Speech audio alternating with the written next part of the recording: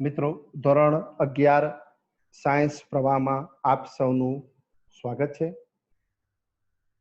હું કમલેશ જોશી તમને લોકોને રસાયણ વિજ્ઞાન ચેપ્ટર લેવાનો છું અને રસાયણ વિજ્ઞાન વિષયની અંદર જે ચેપ્ટર લેવાનો છું એ ચેપ્ટરનું નામ છે રસાયણ વિજ્ઞાનની પાયાની સંકલ્પના. હવે રસાયણ વિજ્ઞાનની પાયાની સંકલ્પના એટલે કેટલીક સમજૂતીઓ, કેટલાક ખ્યાલો, કેટલીક વ્યાખ્યાઓ, ઇંગ્લિશમાં બોલીએ તો એને કોન્સેપ્ટ પણ કહેવામાં આવે હોય છે. આજે તમારા 3 કોન્સેપ્ટ હું ક્લિયર કરાવવા જઈ રહ્યો છું. એક કોન્સેપ્ટ છે જે કે બેઝિકલી તમે ધોરણ 9 ની અંદર ભણીને આવ્યા હશો, તે પરમાણુ ભાર છે. બીજો છે આણ્વીય ભાર અથવા તો આણ્વીય દળ, અને ત્રીજું છે તમારી મોલ સંકલ્પના. Okay, fine. સૌથી પહેલા વાત કરીએ પરમાણુ ભાર. તો કે તમે જેવો પરમાણુ ભાર અથવા તો પરમાણુવીય દળ આ શબ્દ સાંભળો એટલે તરત તમને થાય કે સાહેબ પરમાણુ ભાર જે છે એ પરમાણુ ભારની સંજ્ઞા એ છે અને એ ઇઝ ઇક્વલ ટુ P+N છે. હું તમને આજે એ શીખવાડીશ કે આ P+N કેવી રીતે અને શા માટે P+N જ. બેટા, જે પરમાણુ છે ને એ પરમાણુ ઘણા બધા અપરમાણુવીય કણોનો બનેલો હોય છે અને એમાં જે એના 3 મૂળભૂત કણો છે, પ્રોટોન, ન્યુટ્રોન અને ઇલેક્ટ્રોન. બરાબર છે. એમાં ઇલેક્ટ્રોનનું વજન નહિવત છે. પ્રોટોન અને ન્યુટ્રોનની સરખામણીમાં ઇલેક્ટ્રોનનું વજન નહિવત છે. એટલે કોઈ પણ પરમાણુ હોય તો એ પરમાણુના વજન માટે, પરમાણુના દળ માટે, એના ભાર માટે જે પરમાણુવીય કણો જવાબદાર છે એ 2 પરમાણુવીય કણો છે, પ્રોટોન અને ન્યુટ્રોન. બરાબર છે. અને એના ઉપરથી એનો પરમાણુવીય ભાર ગણી શકાતો હોય છે, પરમાણુવીય દળ ગણી શકાતી હોય છે. હવે કોઈ પણ પરમાણુની અંદર કેટલા પ્રોટોન છે, કેટલા ન્યુટ્રોન છે, એ કેવી રીતે ગણી શકાય? તો એને ગણવા માટે એક સાધન જેનું નામ હતું દ્રવ્યમાન સ્પેક્ટ્રોમીટર. આ દ્રવ્યમાન સ્પેક્ટ્રોમીટરની મદદથી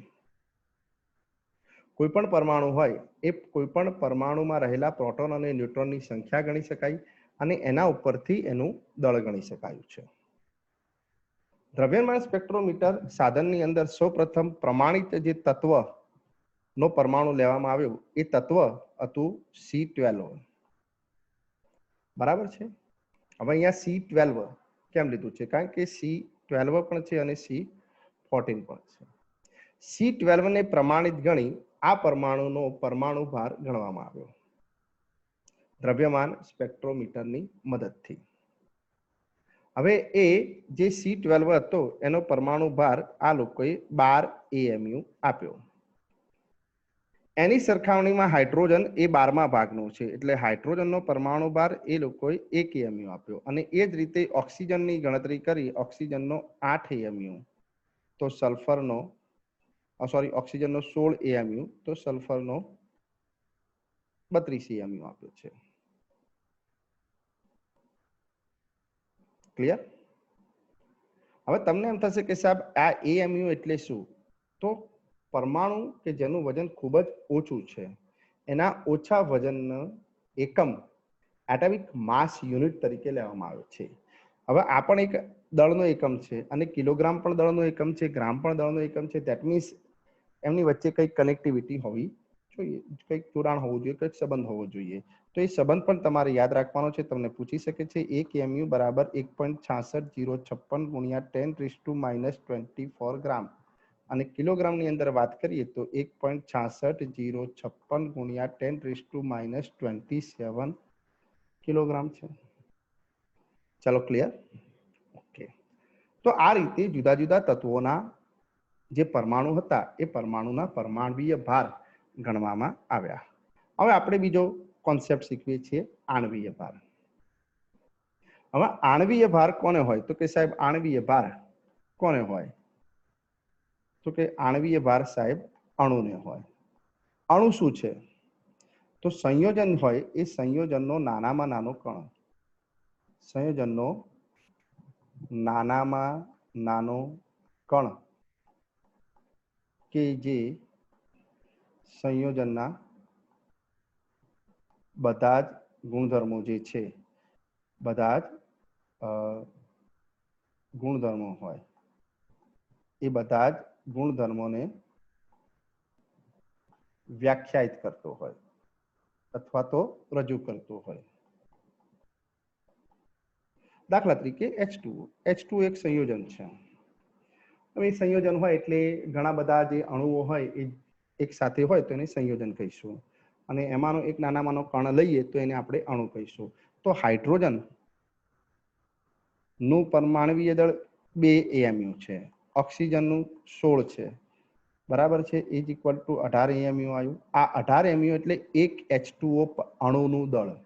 એવી રીતે C6H12O6 જેને તમે ગ્લુકોઝ કહો છો એનું 180 આવશે. H2SO4 હોય તો એનું લગભગ 98 AMU આવશે. હવે આ કેવી રીતે આવ્યું?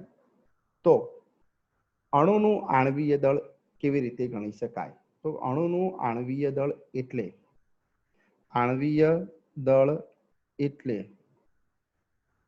અણુમાં રહેલા પરમાણુની સંખ્યા અને તેના પરમાણુય દળના ગુણાકારના સરવાળાને આણ્વીય દળ કહે છે. તો કે સાહેબ કેવી રીતે? હવે H2O છે તો H2O is equal to 2H વત્તા 1O, બરાબર છે. હાઇડ્રોજનનું પરમાણુ દળ 1 છે, ઓક્સિજનનું 16 છે, તો ઇઝ ઇક્વલ ટુ 18 થયું. એ રીતે H2SO4 છે તો H2SO4 નું 2H વત્તા 1S વત્તા 4O. હવે હાઇડ્રોજનનું પરમાણુ દળ 1 છે, સલ્ફરનું 32 લઈએ, ઓક્સિજનનું 16 લઈએ તો 4 ઓક્સિજન એટલે 16 ચોક 64, 1 સલ્ફર એટલે 32 અને વત્તા 2 એટલે ઇઝ ઇક્વલ ટુ 2 ને 2 4 ને 4 8, 3 ને 6 9, 98 AMU. ઓકે. તો આવી રીતે દાખલા તરીકે મને એમોનિયાનો પરમાણુ અણુભાર ગણવાનો કીધો તો 1N વત્તા 3H. નાઇટ્રોજનનો પરમાણુ ભાર 14 છે અને હાઇડ્રોજનનો 1 છે તો 17 થશે. એવી રીતે કેટલાકના તમારે યાદ રાખી દેવાના. યુરિયાનો 60 છે, CS3COOH એસિટિક એસિડ છે તો એનો પણ 60 છે બેટા. સુક્રોઝ C12H22O11 342 છે. આવા કેટલાક અણુઓના આણ્વીય દળ તમારે ગોખી નાખવાના. હું જેટલા લખી રહ્યો છું ને એટલા વારંવાર આવશે. HNO3 63 આવશે, ઘડી આવશે. કેલ્શિયમ કાર્બોનેટ બરાબર છે, લગભગ 100 હશે. આપણે ગણવો હોય તો ગણી શકીએ. કેલ્શિયમનો કેટલો છે તો કે સાહેબ કેલ્શિયમનો 40 હોય, કાર્બનનો 12 અને 16 તરી 48, તો એ રીતે 100 આવશે. તો કેલ્શિયમ કાર્બોનેટ જે છે એનો તમારે એ રીતે આવશે. Na2CO3 લગભગ 106 આવશે. આ બધાનો એકમ AMU આવશે.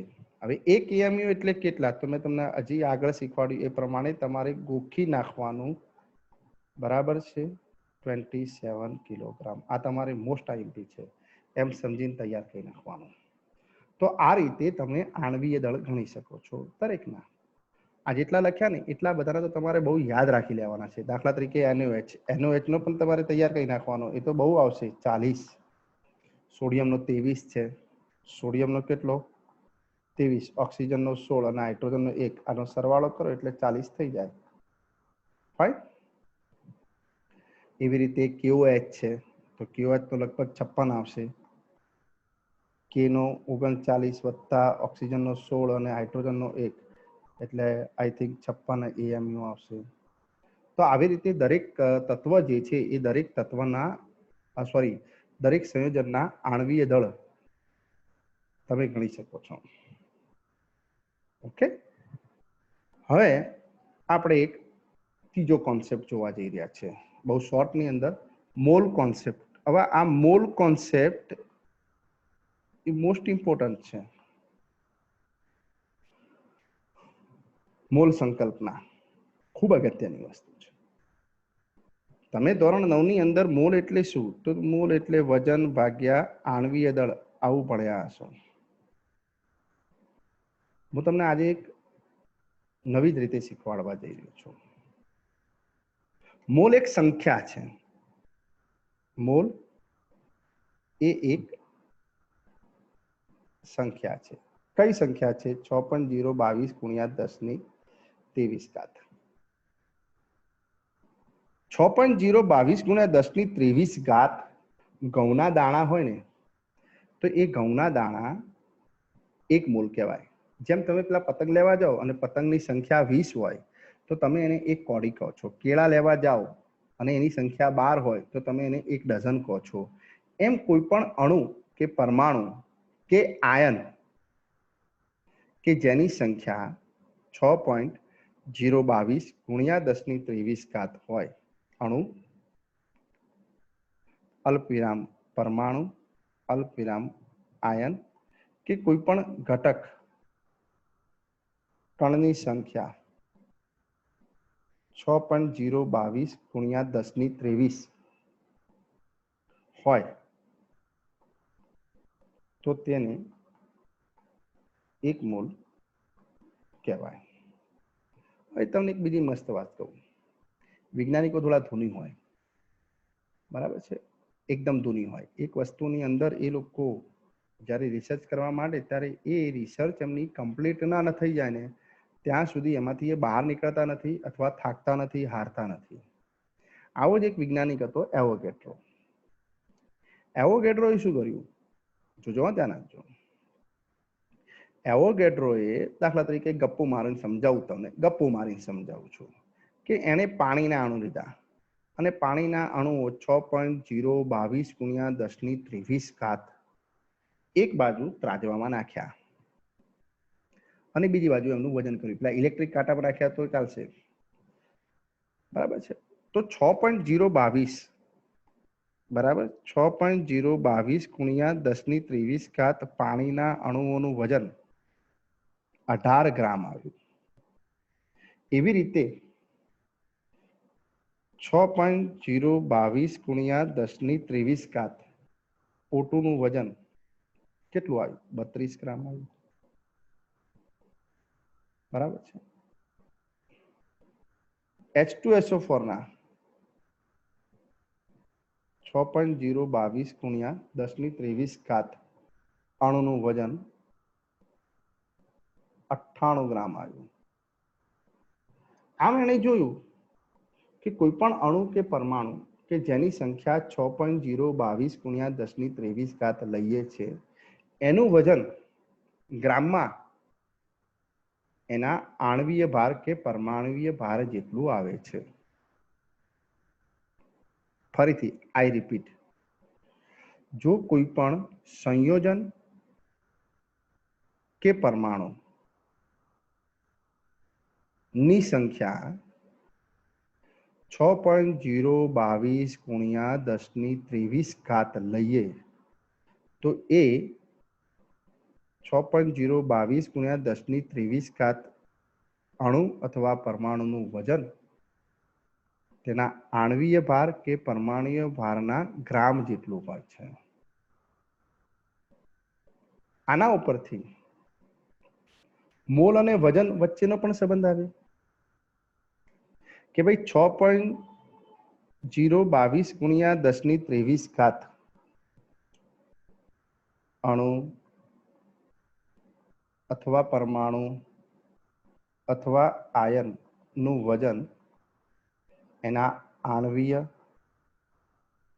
અથવા પરમાણવીય દળ જેટલું છે. અને એ દળ શેમાં લેવાનું? પછી ગ્રામમાં. એનો મતલબ આ જે અણુની સંખ્યા છે એ અણુની સંખ્યાને વજન સાથે સંબંધ છે. હવે અણુની સંખ્યાને મોલ સાથે પણ સંબંધ છે. આ 6.022 ગુણ્યા 10 ની 23 ઘાત એટલે એક મોલ કહેવાય. તો એક મોલ એટલે કેટલું વજન? તો કે આણ્વીય અથવા પરમાણવીય દળ જેટલું વજન. વેરી ગુડ, સરસ રિલેશન મળ્યું. 6.022 ગુણ્યા 10 ની 23 ઘાત એટલે એક મોલ, અને એક મોલ એટલે કેટલું વજન? તો કે એના આણવીય અથવા પરમાણવીય દળ જેટલું વજન. નાઇસ. એવોગેડ્રોએ આગળ એવું કીધું કે જો આ અણુ અથવા પરમાણુ, આ જે અણુ અથવા પરમાણુ જે છે, એ અણુ અથવા પરમાણુ જે છે એ આ અણુ અથવા પરમાણુ જે છે એ વાયુ સ્વરૂપે હોય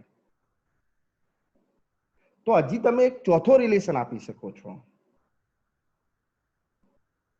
કે 1 મોલ વાયુનું કદ, 1 મોલ વાયુનું કદ 22.4 લીટર થાય છે. પણ શરત એ છે કે વાયુ હોવો જોઈએ. એ અણુ અથવા પરમાણુ કયા સ્વરૂપમાં હોવું જોઈએ? વાયુ સ્વરૂપમાં હોવું જોઈએ. ધેટ મીન્સ અહીંયાથી તમારી જોડે 4 રિલેશન થયા અને આ 4 રિલેશનને હું ચોરસના નિયમ તરીકે ઓળખાવું છું દરેક વિદ્યાર્થીને. અને હું હંમેશા કહેતો હોઉં છું કે જો આ વિદ્યાર્થીઓને ચોરસનો નિયમ યાદ રહી ગયો અને એણે મગજની અંદર સમજી લીધો તો પછી પહેલું ચેપ્ટર તમને 50 થી 60% આવડી ગયું કહેવાય. ઈઝી થઈ ગયું, એકદમ ઈઝી થઈ ગયું. આ ચોરસ શું છે સમજી લેજો. આ ચોરસ છે, બરાબર છે. આ ચોરસના એક ખૂણા ઉપર હું મોલ લઉં છું તો બીજા ખૂણા ઉપર 6.022 ગુણ્યા 10⁻23 સંખ્યા લઉં છું. 1 મોલ એટલે 6.022 ગુણ્યા 10⁻23 થઈ અને 6.022 ગુણ્યા 10⁻23 એ સંખ્યાનું વજન કેટલું થાય? જો સંયોજન હોય તો સંયોજનના આણવીય દળ જેટલું, પરમાણુ હોય તો પરમાણવીય દળ જેટલું. એટલે કે આણવીય દળ અથવા પરમાણવીય દળ પણ શેમાં? ગ્રામમાં. આ 1 મોલ હોય એટલે 6.022 ગુણ્યા 10⁻23 સંખ્યા હોય. એ સંખ્યાનું કદ કેટલું અથવા તો 1 મોલનું કદ કેટલું અથવા તો કોઈ પણ પદાર્થનું વજન એના આણવીય કે પરમાણવીય દળ જેટલું લઈએ તો એ પદાર્થનું કદ કેટલું? તો કે 22.4 litre is equal to 22,400 ml. મિત્રો મારી તમને રિક્વેસ્ટ છે કે આ જે છે આ તમે મગઅપ કરી રાખજો, એટલે કે ગોખી નાખજો. 1 મોલ એટલે આણવીય દળ અથવા પરમાણવીય દળ જેટલું વજન. 6.022 ગુણ્યા 10⁻23 અણુઓની સંખ્યા હોય તો એ અણુઓએ રખેલું કદ કેટલું હોય? તો કે 22.4 લીટર જેટલું હોય. બરાબર છે. આ સિવાય તમે ધોરણ 9 ની અંદર મોલ વિશે તમે ભણી ગયા છો. મોલ બરાબર વજન ભાગ્યા આણવીય દળ. કોઈ પણ સંયોજનનું વજન એના આણવીય દળ જેટલું લઈએ એટલે આણવીય દળ ઉડી જાય તો મોલ કેટલા થઈ જાય? 1. જો મોલ 1 હોય તો એનો મતલબ શું થયો? આણવીય દળ બરાબર વજન થઈ જાય. એટલે 1 મોલ પદાર્થનું દળ કેટલું હોય? તો કે એના આણવીય દળ જેટલું હોય. તો આટલું તમારે યાદ રાખવાનું છે. આ 3 કોન્સેપ્ટ તમને મેં શીખવાડ્યા. ઓકે, હવે આપણે નવા સેશનની અંદર નવા કોન્સેપ્ટ વિશે અભ્યાસ કરીશું. Okay, thank you very much.